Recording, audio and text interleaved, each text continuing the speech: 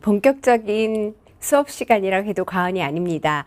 지난 시간에 발달이란 무엇인가 이런 거 살펴봤는데요. 본격적으로는 발달의 주요 원리에 관해서 생각해 보도록 하겠습니다. 발달의 주요 원리, 그래서 매코넬이 발달의 원리를 제시하고 있는데요. 발달의 원리, 발달이라는 것은 무엇이냐? 발달이라는 것은 무엇이라고 그랬어요? 인간이 전생에 걸쳐서 일어나는 인간 내부의 변화라고 얘기를 했어요. 그래서 매코넬은 발달의 원리를 제시하고 있는데, 매코넬의 발달의 원리는 첫 번째 발달에는 순서가 있다라는 거죠. 발달의 순서성.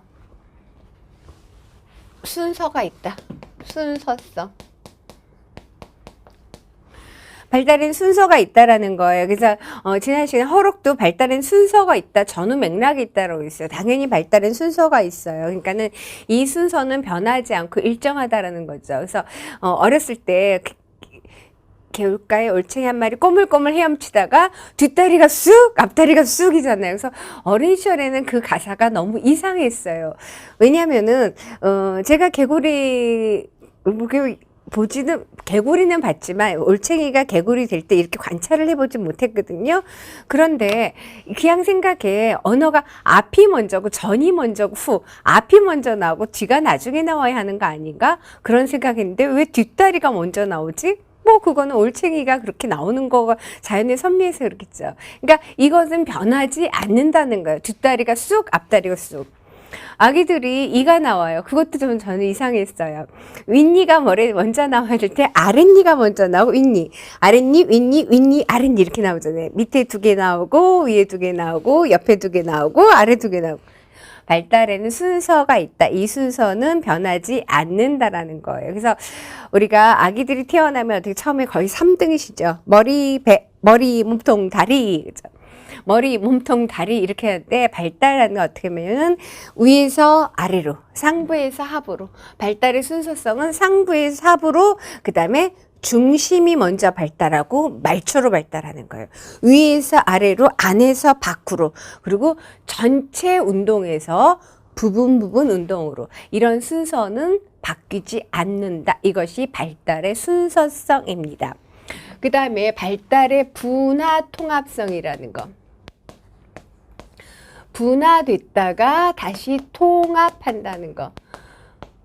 분화 통합성이라는 건 분화됐다가 통합된다는 거죠. 그래서 발달은 전체적이고 미분화됐던 거에서 다시 기능적이고 특수적인 기능으로 분화되고, 또 이 분화됐던 기관들이 다시 통합적으로 하나의 새로운 체제를 만든다는 거예요. 그러니까는 발달은 아직 분화되지 않았어요. 분화됐다가 전체 통합하는 거, 이거예요. 도대체 밥 먹으면서 TV를 보면은 아기들이 어떻게 해요? 그냥 씹으면서 TV 하면서 씹으면서 해요? 못해요. 어른들은 먹으면서 TV도 보고 전화도 하는데, 이것은 뭐냐? 분화됐어요. 단순하게 생각해서 보는 기능, 먹는 기능 다 분화됐어요. 숟가락질 하는 기능 분화되어 있어요. 그런데 이것이 제대로 융합돼서 통합되지 아직 못하는 거예요. 그러니까 각 기관에 분화는 되어 있어요. 처음엔 미분화되어 있다가 점차 발달해서 분화되어 있죠. 근데 이것이 각각 분화되어 있지 통합적으로 기능하지 못하기 때문에 아기들은 어떻게 해요? 막 자기가 좋아하는 TV 딱 보면 씹는 거, 숟가락질하는 거, 그걸 절대로 발휘할 수가 없다라고 생각하시면 돼요. 그래서 발달은 분화 통합성, 미분화에서 분화, 그리고 다시 그 통합해서 체제화, 구조화 되는 것입니다. 그 다음에 발달은 주기성이 있다라는 거죠. 매코넬이 얘기하는 발달은 주기성이 있는데, 발달이라는 것은 계속 이루어지는 거죠. 안 하고 쭉 하는 것이 아니라 발달은 계속적으로 이루어지는 거예요. 그런데 발달은 계속적으로 이루어지는 것이긴 하나, 이 속도가 1 갔으니 2 가고, 2 갔으니 3 가고, 3 갔으니 4 가고, 이건 속도는 일정하지 않아요. 어떤 애가 키가 쭉 먼저 컸다고 어느 순간도 쭉 먼저 크나요? 아니죠. 키가 1cm, 2cm, 3cm 이렇게 크나요? 아니죠. 쭉 내부에서 일어나고 있는데 어느 애는 10cm도 크기도 해요. 남아들 같은 경우에. 이런 거에서 발달은 주기성이라는 것은 계속적인 과정 속에 있으나 이 속도가 일정하진 않아요. 다시 말하면 발달의 주기성이라는 건 발달은 규칙적으로 발달하는 것은 아니다. 발달의 불규칙성, 율동성, 동요성이라고 하는 것이 발달의 주기성입니다. 연속적으로 발달은 연속성상에 있는 거죠. 주기성일 때 발달은 계속적인 과정이라고 그랬어요. 발달이라는 것은 비약적인 것이 아니라 연속적이고 점차적인 거라고. 1년에 10cm 컸잖아요. 비약적인 거 아닌가요? 그 10cm 클려면 예를 들어서 갑자기 오늘 자고 났는데 10cm가 크는 거 아니죠? 그 내부에서 연속적인 과정으로 있다는 거예요. 갑자기 어떤 애를 만났는데, TV에서 애기들 나왔다가 갑자기 1년 지나면 어떻게 말을 너무 잘하게 돼요. 비약적인 언어 발달. 내 내부에서 갑자기 모르는 단어를 갖다가 하루아침에 200개, 300개 해서 언어를 발달해서 활용한다는 것이 아니라 그 내부에서 점차 이루어지고 있는 것이라는 거죠. 발달은 연속성상에 있다. 그리고 연속성상에 있다라는 것은 뭐냐? 연관성이 지금과 후는 항상 관계가 있다는 거죠. 이 전과 관계가 있다는 거죠. 우리가 특히 이렇게 그 아이들 신체 발달에서 어린 시절에 먹은 거 후에 계속 영향이 있어요, 없어요? 영향이 있다라는 이것이 발달의 연속성이에요. 그러니까 발달의 기초 탄탄해야 된다는 건 이 연속성의 의미를 생각하시면 알 수가 있을 것입니다. 그 다음에 발달이라는 것은 서로 상호 작용한다는 거죠. 발달의 상호 작용성이라는 것은 발달은 무엇과 상호작용하냐? 지난 차시에 잠깐 그 있어요. 성장이 뭐냐? 성숙이 뭐냐? 학습이 뭐냐? 라는 거 있어요. 성장은 양적인 변화이고 성숙이라는 것은 어떤 생화학적, 신경생리학적인 변화이고 그 다음에 학습은 경험이나 연습에 의한 거라고 있어요. 그럼 발달이라는 것은 뭐냐? 이 성숙과 학습의 상호작용이라고 맥코넬이 정의를 하고 있습니다. 성숙은 생물학적인 성장의 결과라고 그랬어요. 학습은 경험이나 연습. 그러니까 발달한다라는 것 자체는 내 안에 생물학적인 성숙적인 것과 밖으로의 경험, 연습에 의해서 얻어지는 걸 같이 상호작용해서 내 발달이 일어난다. 발달이라는 것은 개별성이라는 거예요. 학습도 다 개별적이죠. 저랑 같이 공부를 해도 분명히 개인차가 있겠죠. 개인차가 있습니다. 개별성, 개인차가 있다라는 거예요. 그러니까 이 개인차라는 것은 동일하지 않다라는 거죠. 그러니까 물론 그 순서가 있기 때문에 이 순서는 지켜지지만은 이 발달의 정도는 달라요. 그런데 개인차뿐만 아니라 이 개별성이라는 개인 간차, 개인 간의 차이뿐만이 아니라 개인 내적인 차이도 있다라는 거예요. 개별성이라는 것은. 단순하게 갈게요. 자, 어떤 아이가 키가 빨리 큰다고 해서 언어 발달이 빠른가요? 아니면 키가 빨리 큰다고 해서 걸음까지 빨리 걸을까요? 아니에요. 그러니까는 네가 빨리 걸었다, 내가 빨리, 이건 개인 간의 차이지만 내가 언어 발달이 빨랐다고 해서 키가 빨리 자라는 거죠. 개인 내부의 차이도 있다라는 거예요. 그래서 발달은 개별성이 있다. 그 다음에 발달은 순서성, 분화통합성, 주기성, 여기서 상호작용성 뭔가 다 알 수 있을 것 같긴 한데 그렇다고 해서 예언할 수는 없다라는 거예요. 발달의 예언 곤란성. 그러니까는 인간 발달은 순서성이 있어. 이런 건 예측하자. 아랫니 나와서 윗니 나오다. 올챙이가 뒷다리 쑥 나, 앞다리 나오겠구나 하지만은 그 다음에 어떻게 될지는 알 수가 없다라는 거예요. 그러니까 이런 순서에 의해서 이런 것들은 나타나지만은 인간 발달에선 굉장히 환경 속에서의 변인이 다양하게 적용이 되겠죠. 그래서 어떻게 될지 앞으로의 발달 경향 행동은 예측하기가 어렵다는 거예요. 이것이 맥코넬이 정의한 발달의 원리 하나, 둘, 셋, 넷, 다섯, 여섯, 일곱 가지입니다. 순서성, 분화통합성, 주기성, 연속성, 상호작용성, 개별성, 예언 곤란성. 그래서 각각이 무엇인지 찾아내실 수 있으면 되겠죠. 자, 발달의 원리였습니다. 그러면 발달의 주요 기제는 뭐냐? 발달의 주요 기제할 때, 자, 새끼 오리 연구하는 로렌츠 하는 것은 적기성, 제가 발달의 주요 기제 중에서 강조되는 것, 적기성. 발달이라는 거, 적기성. 우리가 발달할 때 예를 들어서 연속성 갖고 제가 눈 띄었으니까 얘기할게요. 이전의 것이 지금에 영향이 있고 지금이 미래에 영향이 있어요? 없어요? 있어요. 이것은 영향이라는 것도 마찬가지라고 그랬어요. 결핍됐으면은 지금에 굉장히 영향이 있어요. 이거 보충할 수 있는 것도 있고 보충이 불가능한 것도 있어요. 학습도 마찬가지예요. 그 전의 학습이 지금 학습이 영향이 있어요. 근데 학습이 결손됐으면 어떡할까? 미래에 어떡할까? 더 많이 보충을 해줘야 되겠죠.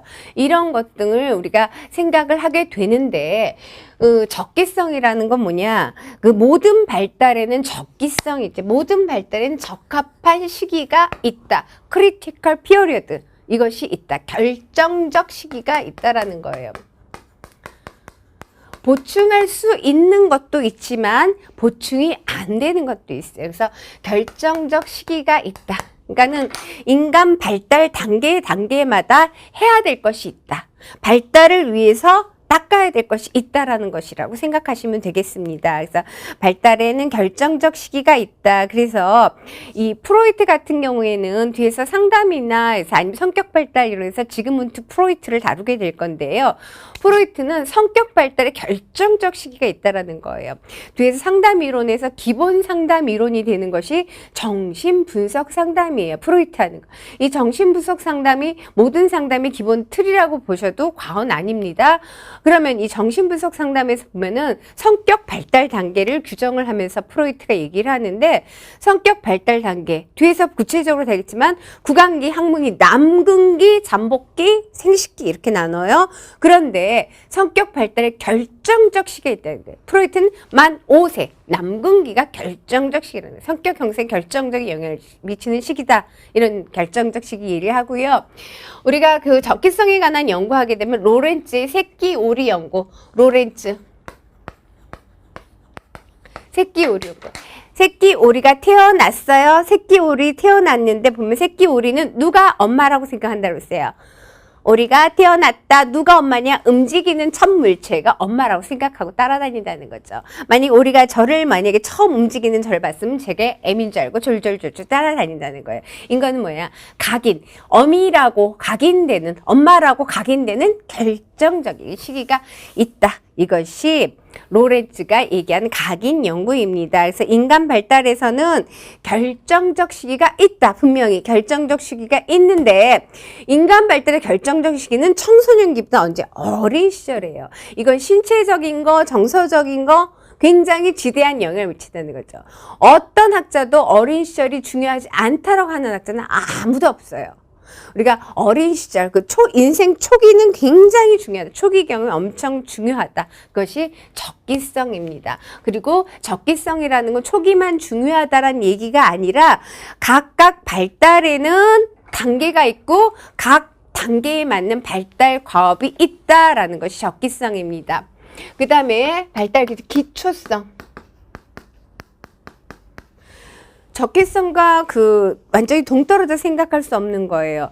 만약에 발달 단계에서 결정적으로 시기가 있다. 닦아야 될 게 있다라는 거죠. 해야 될 것이 있다라는 거예요. 그러니까 어떻게? 이런 것이 기초가 된다라는 거예요. 언제의 경험이 중요하다? 어린 시절 경험 굉장히 중요하다고 했어요. 그래서 아동의 초기 경험, 어린 시절 경험이 후기에 당연히 영향을 미친다라는 거예요.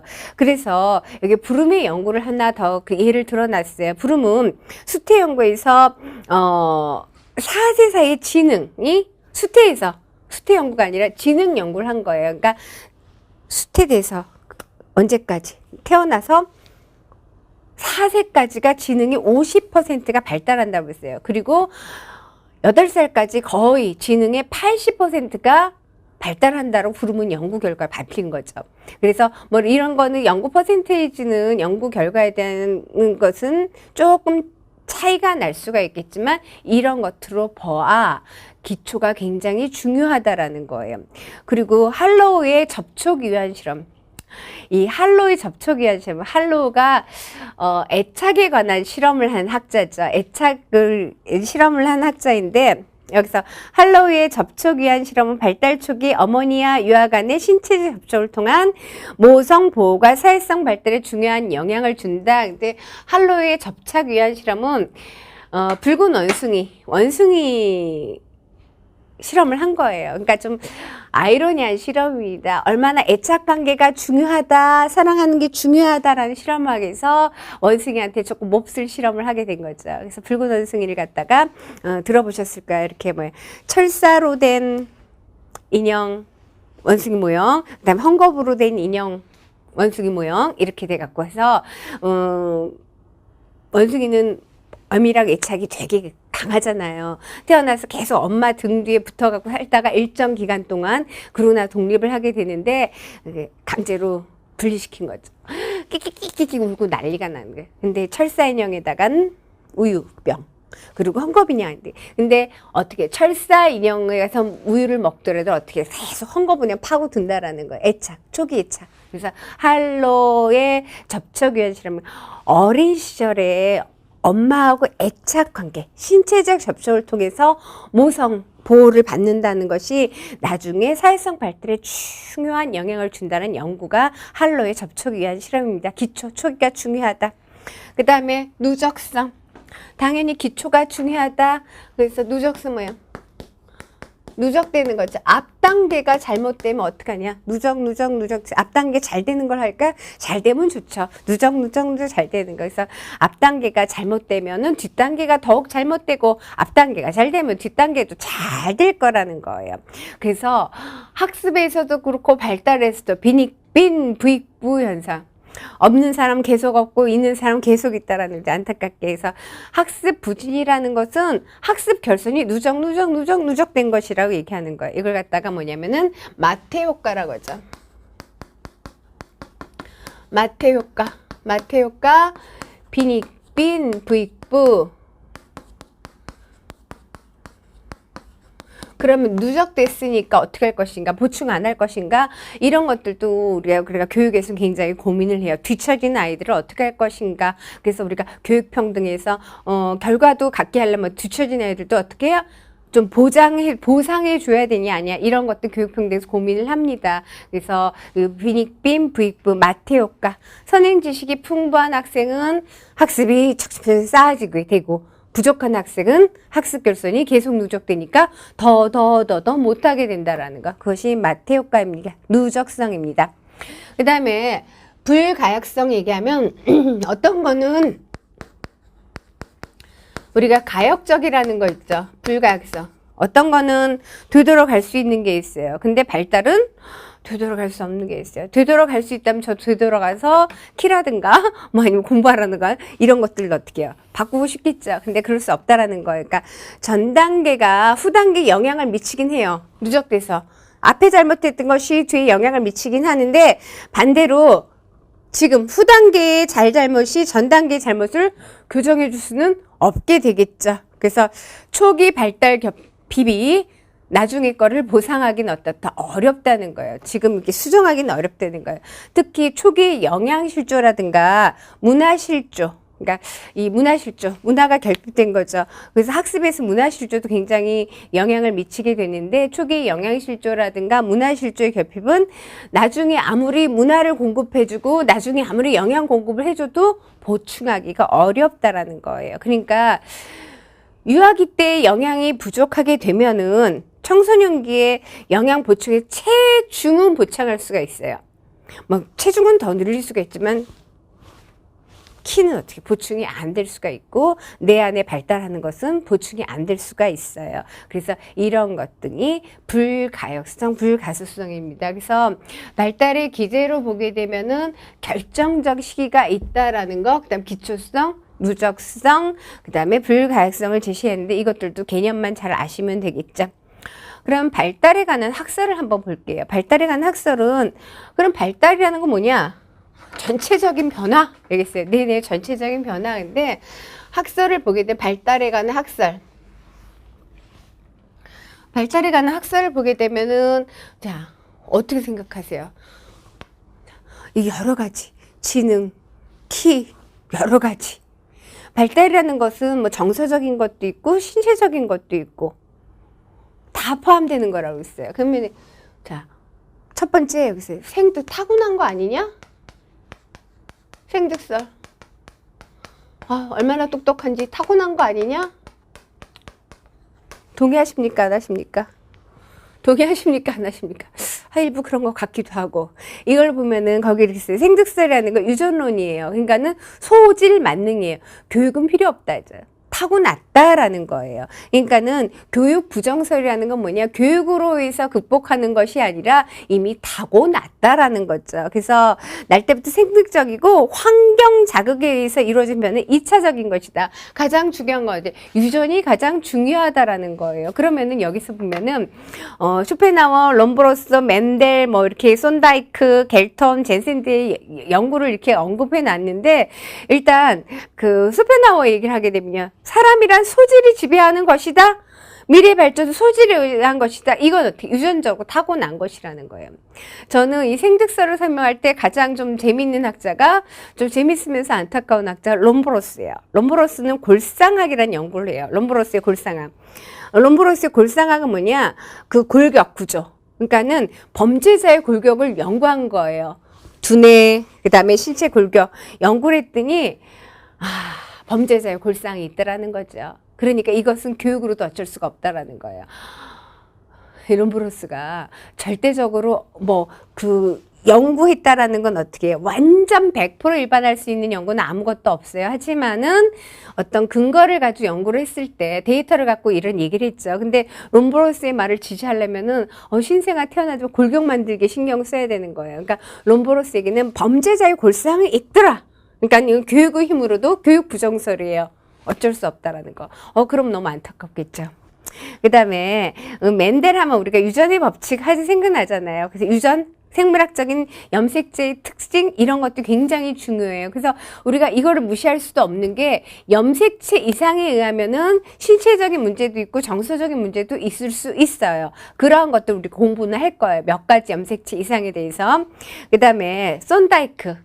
우리가 학습이론에 가면 손다이크 교육심리학자거든요. 손다이크 쌍생아 연구에 쌍둥이 연구를 한 거죠. 쌍둥이. 그러니까 쌍둥이는 유전적인 소질이 같겠죠. 그래서 환경을 달리했어요. 쌍둥이 둘을 A, B를 다른 쪽에 놨는데도 비슷하더라라는 거예요.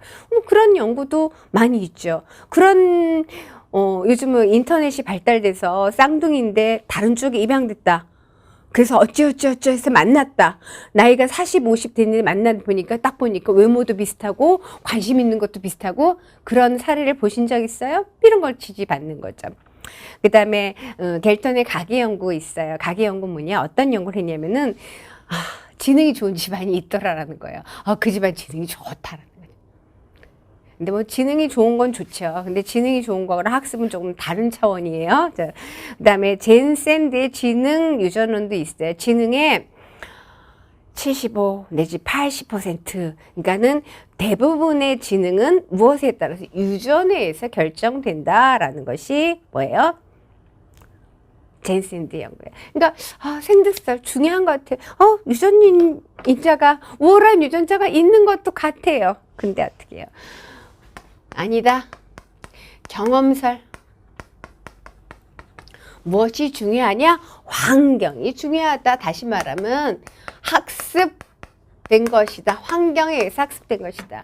교육 만능설입니다. 교육 만능설. 그러니까는 개인의 유전 형질은 발달의 가능성을 가지고 있지만 발달의 원동력은 학습된 것이 후천적인 환경 자극에 의해서 학습된 것이다. 이렇게 볼 수가 있어요. 그죠? 그래서 관련 학자는 보면은 칸트 철학자. 사람은 교육을 필요로 하는 유일한 존재. 교육만이 인간을 바꾸는 것이다. 인간이란 교육적인 산물이 아무것도 아니다. 그래서 교육 만능설을 강조하고 있습니다. 루소. 자연으로 돌아가라 했던 인간한테는 자연, 사물, 인간 세 가지로부터 교육된다. 교육받아야 된다. 그 다음에 라이프니츠 우리에게 교육을 달라 그러면은 내가 교육을 한다는 거 환경 자극을 통해서 유럽인들을 갖다가 반세기 안에 성격을 확 바꿔놓을 수 있다 교육으로 이렇게 얘기를 하고 있고요. 왓슨 철저하게 뒤에서 학습을 행동주의 학습을 행동주의. 고전자 행동주의 학습 이론자 왓슨은 뭐라 하냐면은 우리에게 아니라 나에게 12명의 아이를 맡기면은 내가 원하는 대로 양육해 주겠다. 교육으로 다 만들어 줄 수 있다라는 거예요. 그다음에 럭크도 백지설이죠. 아동을 갖다 교육을 통해서 만들 수 있다. 그런데 유전이냐 환경이냐, 유전이냐 환경이냐. 분명히 유전과 환경과 유전도 중요하고 환경도 중요하겠죠. 어느 하나쯤. 그 유전 환경 상호작용설이 있어요. 그래서 보면은 피아제 인지발달이론과 이건 유전과 환경 상호작용설. 그래서 피아제 인지발달이론 우리가 정말 잘 알아야 되는 내용이거든요. 그리고 뭐 레빈의 장이론도 인간의 행동은 유기체가 유전적인 소인도 중요하고 환경계 상호작용에서 나타난다라는 것 있어요. 이 시간에는 정리해야 될 것이 뭐냐? 발달의 기본 원리 배웠어요. 기본 원리하고 그 다음에 발달에 관한 주요 귀재 배웠거든요. 뭐 생득설이냐 경험설이냐 유전 환경 상호작용설이냐 어느 하나가 우세하다고 볼 수가 없어요. 각각 학자들이 이론을 펼칠 때는 자신이 주장할 수 있는 근거를 가지고 제시했기 때문에 우리는 옳다 그르를 판단하는 것이 아니라 이런 설이 있다라는 걸 중요합니다. 그러면은 잠시 쉬었다가 최근 발달 동향에 대해서 한번 더 살펴보도록 하겠고요. 그 다음에 그럼 발달 연구를 어떻게 하는지 살펴보도록 하겠습니다. 이 시간 여기까지 하도록 하겠습니다. 고생하셨습니다.